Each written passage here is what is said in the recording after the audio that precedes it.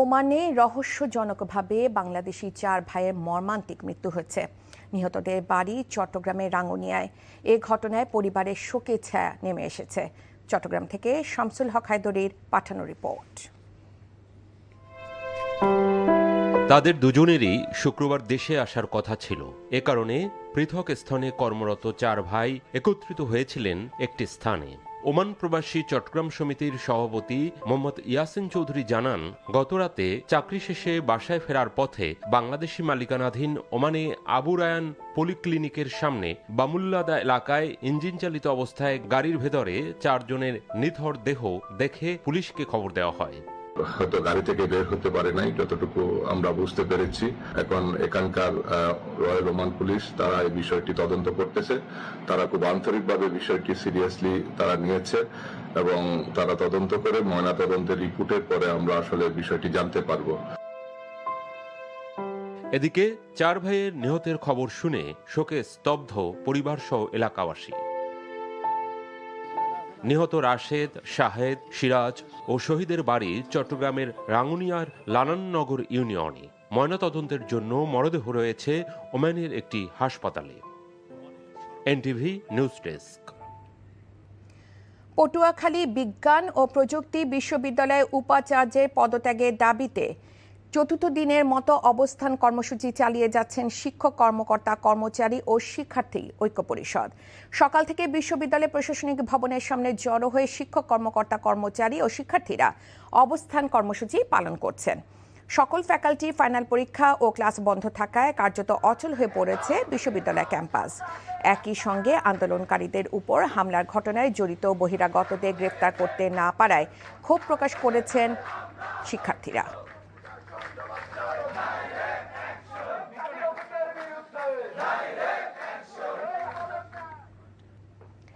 এদিকে কুড়িগ্রামের 198 কিলোমিটার সীমান্ত দিয়ে অনুপ্রবেশ ঠেকাতে সর্বোচ্চ সতর্কতা ও কড়া নজরদারি বজায় রেখেছে বিজিবি।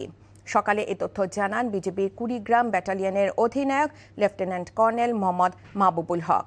বিজিবি জানায়, সীমান্ত এলাকায় যে কোনো ধরনের অপ্রীতিকর পরিস্থিতি মোকাবেলা, চোরাচালান প্রতিরোধ এবং অনুপ্রবেশ ঠেকাতে নিয়মিত টহলের পাশাপাশি বিশেষ টহল ও গোয়েন্দা তৎপরতা বৃদ্ধি করা হচ্ছে। যে কোনো মূল্যে সীমান্তে নিরাপত্তা বজায় রাখতে চায় বিজিবি।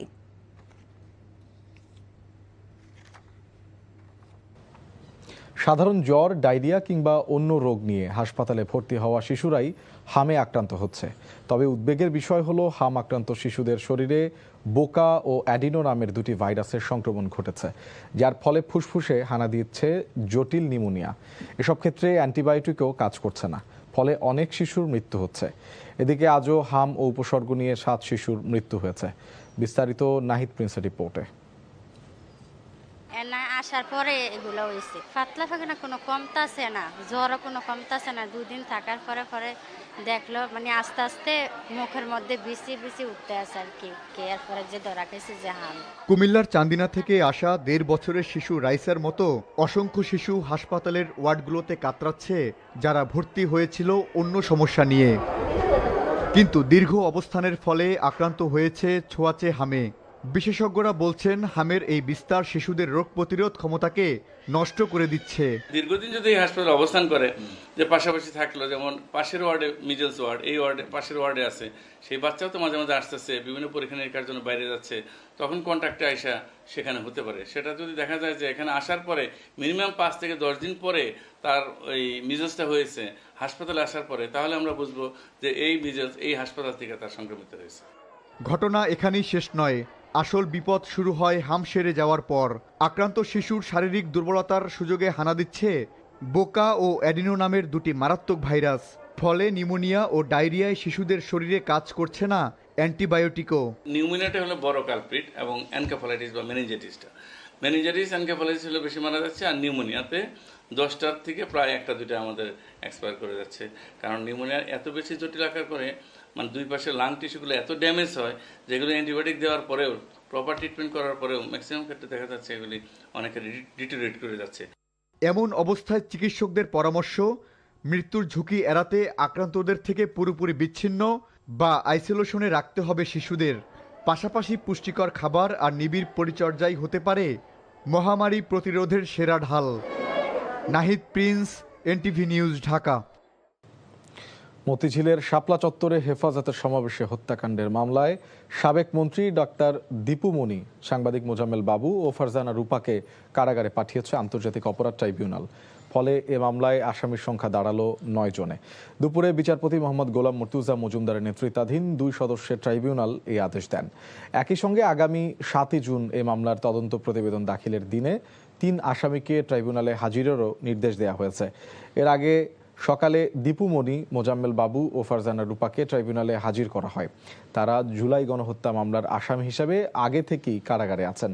এ মামলায় সাবেক প্রতিমন্ত্রী শামসুল হক টুকু, সাবেক আইজিপি শহীদুল হক, সাবেক সেনা কর্মকর্তা জিয়াউল আহসান সহ 6 জন কারাগারে। এদিকে জুলাই গণহত্যা মামলায় জাসদ সভাপতি হাসানুল হক ইনুর পক্ষে বিপক্ষে যুক্তিতর্ক শেষ হয়েছে। রায় অপেক্ষমান রেখেছে ট্রাইব্যুনাল। তিনি হেফাজতের এই ঘটনার সারা রাত তিনি ওখানে ছিলেন এবং তিনি বিকৃত সংবাদ প্রচার করছেন। হত্যাকাণ্ডের ঘটনাটাকে তিনি কনসিল করেছেন। সারা দেশবাসীর কাছে তিনি ভিন্ন অপপ্রচার করেছেন। এটা কি সাংবাদিকতা? এই রাষ্ট্রটা একটা ফ্যাসিস্ট রাষ্ট্র হিসেবে অভিভূত হলো, একটা সরকার ফ্যাসিস্ট সরকার হিসেবে আবির্ভূত হলো। সেইটার মধ্যে যদি কোনো সাংবাদিক জড়িত থাকে, তারা কি বিচারের আওতায় আসবে না? মৎস্য ও প্রাণী সম্পদ মন্ত্রী আমিনুর রশিদ বলেছেন, কোরবানির জন্য দেশে পর্যাপ্ত গবাদি পশু রয়েছে, এবার কোনো সংকট হবে না। দুপুরে জাহাঙ্গীরনগর বিশ্ববিদ্যালয় লেকে মাছের পোনা অবমুক্তকরণ কর্মসূচির উদ্বোধন শেষে মন্ত্রী আরও বলেন, ভারত থেকে যাতে চোরাই পথে পশু আসতে না পারে সে বিষয়ে বিজিবিকে সতর্ক রাখা হয়েছে। পরে মন্ত্রী বাংলাদেশ প্রাণী সম্পদ গবেষণা ইনস্টিটিউটে বৃক্ষরোপণ ও কর্মকর্তাদের সাথে মতবিনিময় সভায় অংশ নেন। এ সময় ঢাকা 19 আসনের সংসদ সদস্য ডাক্তার দেওয়ান মোহাম্মদ সালাউদ্দিন বাবু, মৎস্য ও প্রাণী সম্পদ মন্ত্রণালয়ের সচিব দেলোয়ার হোসেন, জাহাঙ্গীরনগর বিশ্ববিদ্যালয়ের উপাচার্য অধ্যাপক ডাক্তার মোহাম্মদ কামরুল আহসান উপস্থিত ছিলেন। আসন্ন কোরবানির ঈদ সামনে রেখে নাটোরে চাহিদার চেয়ে 2 লাখ অতিরিক্ত পশু প্রস্তুত করা হয়েছে। তবে কেনা বেচায় নেই জোর। বিশেষ করে বড় গরু লালন পালনকারীরা পড়েছেন বেকায়দায়। ক্রেতা সংকটে বিক্রি করতে পারছেন না গরু, মিলছে না কাঙ্ক্ষিত দাম। এ অবস্থায় অনেকে ভিন্ন পরিকল্পনার কথা ভাবছেন। নাটোর থেকে হালিম খানের পাঠানো রিপোর্ট। এবছর কোরবানি ঈদ উপলক্ষে নাটোর জেলায় 20,324টি ছোট বড় খামারে প্রস্তুত করা হয়েছে 4.5 লাখ গবাদি পশু, যার মধ্যে 2 লাখের বেশি উদ্বৃত্ত। দেশীয় ও প্রাকৃতিক পদ্ধতিতে গবাদি পশু লালন পালন হলেও চড়া খাদ্য মূল্যের কারণে বেড়েছে খরচ। এ কারণে সমস্যায় রয়েছেন খামারিরা। সবচেয়ে বেশি সমস্যায় পড়েছেন বিদেশি বিভিন্ন জাতের গরু ও দুম্বা পালনকারীরা। অস্ট্রেলিয়ান এই গরুটা আমরা 6 লাখ টাকার কিছু কমে বলেছি, ওনারা 7.5 লাখ টাকা লাস্ট চেয়েছে, এবং একটা সাইওয়াল পছন্দ করা হয়েছে, ওটা 15 লাখ টাকা দাম চাইছে। গত 2 বছর হলে আমার কোনো গরু বিক্রি নাই। বিক্রি না থাকার কারণে আমরা অনেক লসের মধ্যে পড়ে গেছি। এখন এই বছরও আমরা খুব আশঙ্কার মধ্যে আছি যে এই বছর আমরা গরুগুলা বেচতে পারবো কিনা। কাস্টমার আসছে কিন্তু কম, ওইভাবে তুলনা হিসাবে গরু বেচা কেনা ওরকম ভাবে নেই। কোরবানির জন্য আমরা 150 বড় গরু প্রস্তুত করেছি, তো বড় গরু চাহিদা নাই, কাস্টমারও নাই। সব জিনিসেরই দাম বেশি, পোষাচ্ছে না, এই জন্য গরু বেচা কেনা নাই, সব গরুই আটকা আছে। খামারিরা হতাশ হলেও জেলা প্রাণী সম্পদ কর্মকর্তা বলছেন, বিদেশ থেকে কোনো গবাদি পশুর আসার সম্ভাবনা নেই। সে কারণে নাটোরের উদ্বৃত্ত গবাদি পশু অন্য জেলায় বিক্রি করা যাবে এবং খামারিরা ভালো দাম পাবেন। বিদেশ থেকে কোনো গবাদি পশু আসার কোনো সংখ্যা নেই, তারা যথার্থ মূল্য পাবে। এবং আমাদের এই হৃষ্টপুষ্ট খামারের কেউ যদি মনে করে যে আমরা ঋণ নিব, এই ঋণেরও ব্যবস্থা আছে। সীমান্তে নজরদারির মাধ্যমে চোরাই পথে গবাদি পশুর প্রবেশ ঠেকিয়ে অভ্যন্তরীণ উৎপাদিত পশু দিয়ে কোরবানির ঈদের চাহিদা মেটানো গেলে লাভের মুখ দেখবেন বলে প্রত্যাশা খামারিদের। NTV news desk. ইলিশ সংরক্ষণ, জাটকা নিধন রোধে সাগরে অভিযান শুরু করেছে নৌবাহিনী।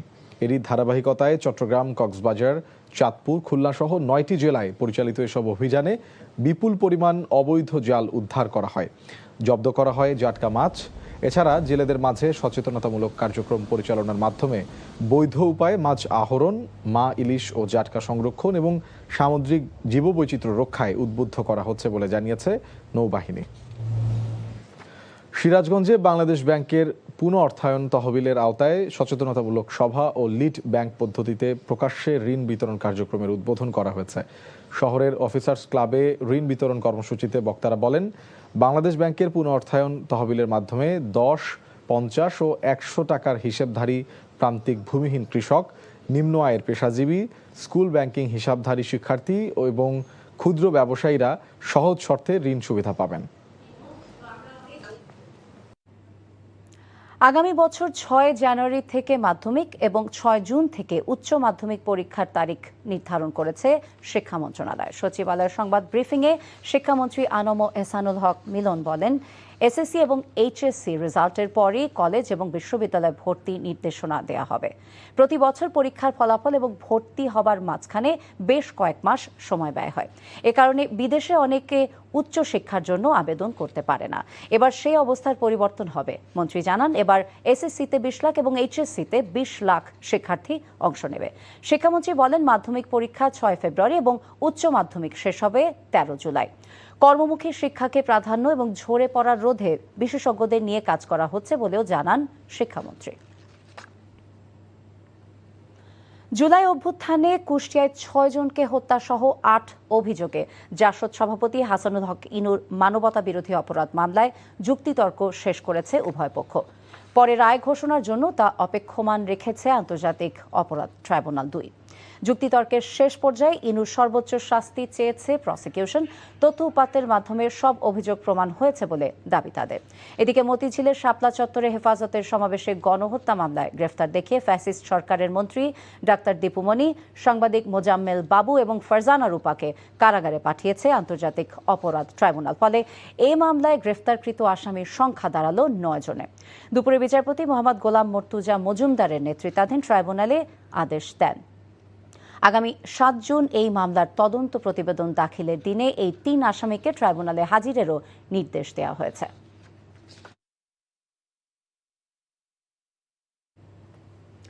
আওয়ামী লীগ সরকার পরিকল্পনা মন্ত্রণালয়কে ঠুটো জগন্নাথে পরিণত করেছিল বলে মন্তব্য করেছেন প্রধানমন্ত্রীর অর্থ এবং পরিকল্পনা উপদেষ্টা রাশেদ আল মাহমুদ তিতুমির। বিকেলে পরিকল্পনা মন্ত্রণালয়ের সম্মেলন কক্ষে অর্থনৈতিক কৌশলপত্র প্রণয়ন সংক্রান্ত কমিটির উপদেষ্টা কমিটির দ্বিতীয় সভায় তিনি এমন কথা বলেন। অভিযোগ করে বলেন, বিগত সরকার দুর্নীতি এবং অনিয়মের মাধ্যমে নেয়া প্রকল্পের মেয়াদের সময় বারবার বাড়িয়ে দেশের ঋণের বোঝা বাড়িয়েছিল। সরকারি উন্নয়ন কাজের জবাবদিহিতা নিশ্চিত করতে তথ্যের অবাধ প্রবাহ নিশ্চিত করাই এ সরকারের কাজ। সরকার 2034 সালের মধ্যে $1 ট্রিলিয়ন অর্থনীতির কথাও জানান তিনি। অতীতের পরিকল্পনা গ্রহণ করার পরদিন থেকে তা মৃত ছিল মন্তব্য করে তিনি বলেন, বেশিরভাগ প্রকল্পই বাস্তবায়ন করা হতো না। স্বজনপ্রীতি এবং পকেট ভারী করার জন্যই বেশিরভাগ পরিকল্পনা নেওয়া হতো। আর বর্তমান সরকার প্রকল্প পর্যালোচনা করে সিদ্ধান্ত নিচ্ছে। প্রতিবন্ধী শিশুর গড়ে ওঠার পথে সব বাধা দূর করতে অবকাঠামোর সুবিধা নিশ্চিত করার আহ্বান জানিয়েছেন জিয়াউর রহমান ফাউন্ডেশনের সহসভাপতি এবং প্রধানমন্ত্রীর সহধর্মিণী ডাক্তার জুবায়দা রহমান। দুপুরে রাজধানীর করাইলে প্রতিবন্ধীদের স্বাস্থ্যসেবা নিশ্চিত এবং তাদের পুনর্বাসনের জন্য শিশু স্বর্গ মডেলের উদ্বোধনী অনুষ্ঠানে তিনি এই আহ্বান জানান। আর স্থানীয় সরকার প্রতিমন্ত্রী মীর শাহে আলম জানান, বিগত সময়ের মতো নাম সর্বস্ব নয়, দেশের সব কটি উপজেলায় প্রতিবন্ধীদের জন্য মডেল স্কুল বাস্তবায়নে উদ্যোগ নিচ্ছে সরকার। 2026-27 অর্থ বছরের বাজেট সামনে রেখে 17 বারের মতো আয়োজন করা হচ্ছে এনটিভির জনপ্রিয় অনুষ্ঠান কেমন বাজেট চাই। বিশেষ এই অনুষ্ঠানটি আজ রাত 8টায় এনটিভির তেজগাঁও স্টুডিও থেকে সরাসরি সম্প্রচার করা হবে। অনুষ্ঠানে প্রধান অতিথি হিসেবে উপস্থিত থাকবেন প্রধানমন্ত্রীর অর্থ ও পরিকল্পনা বিষয়ক উপদেষ্টা ডক্টর রাশেদ আল মাহমুদ তিতুমির। প্যানেল আলোচক হিসেবে থাকছেন অর্থনীতিবিদ ডক্টর দেবপ্রিয় ভট্টাচার্য, জ্বালানি বিশেষজ্ঞ doctor M Shamsul Alam, BKME এর সভাপতি মোহাম্মদ হাতেম, বিটিএমই এর সভাপতি শওকত আজিজ রাসেল, এফবিসিসিআই সাবেক সভাপতি মীর নাসির হোসেন এবং বেসরকারি বিশ্ববিদ্যালয় নর্থ সাউথ ইউনিভার্সিটির ডিন অধ্যাপক ডক্টর ওয়ারেসুল করিম। বিজিএমই এর সভাপতি মাহমুদ হাসান খানের সঞ্চালনায় অনুষ্ঠানে আরও অংশ নেবেন অর্থনীতিবিদ, ব্যবসায়ী, ব্যাংকার, গবেষক সহ বিভিন্ন শ্রেণী পেশার মানুষ। অনুষ্ঠানে জনভাবনা, ব্যবসায়ীদের আকাঙ্ক্ষা, সরকারের পরিকল্পনা তুলে ধরবেন রাজনীতিবিদ, অর্থনীতিবিদ সহ সমাজের বিশিষ্টজনেরা। দর্শক, কেমন বাজেট চাই অনুষ্ঠান বিষয়ে আরো জানতে আমরা যাচ্ছি এনটিভি তেজগাঁও স্টুডিওতে। সেখানে আমাদের সাথে যুক্ত হচ্ছেন senior correspondent apple Shahriar. Apple, আমাকে শুনতে পাচ্ছেন? কিছুক্ষণের মধ্যে আমরা জানি অনুষ্ঠানটি শুরু হবে। আপনার কাছে কি তথ্য আছে, কেমন প্রস্তুতি দেখছেন আমাদের জানাবেন।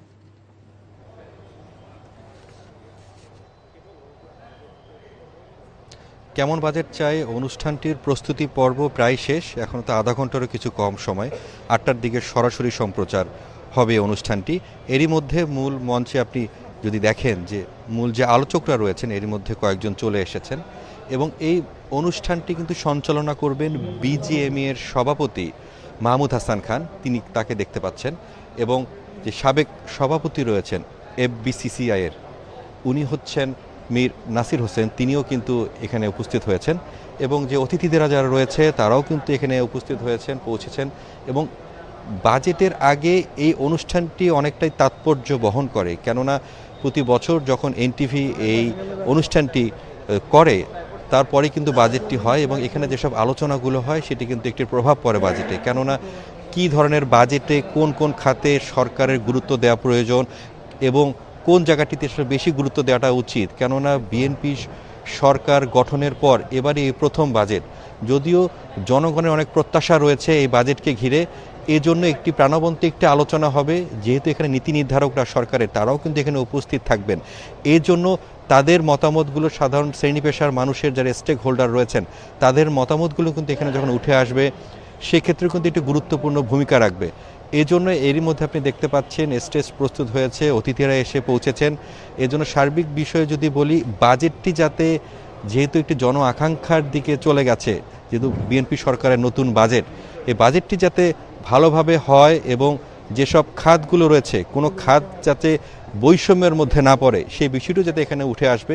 এবং এই বর্তমান সরকারের যে বাজেটের মূল চ্যালেঞ্জটি যেটি হচ্ছে যে এই বাজেটের অর্থের যোগানের বিষয়টি, সেটিও হয়তোবা যারা আলোচকরা রয়েছেন এবং যারা নীতি নির্ধারকরা যারা পর্যায়ে রয়েছেন আলোচনার মাধ্যমে হয়তোবা অনেক কিছু উঠে আসবে এবং দর্শকরাও জানতে পারবেন আগামী বাজেটটি কী রকম হচ্ছে।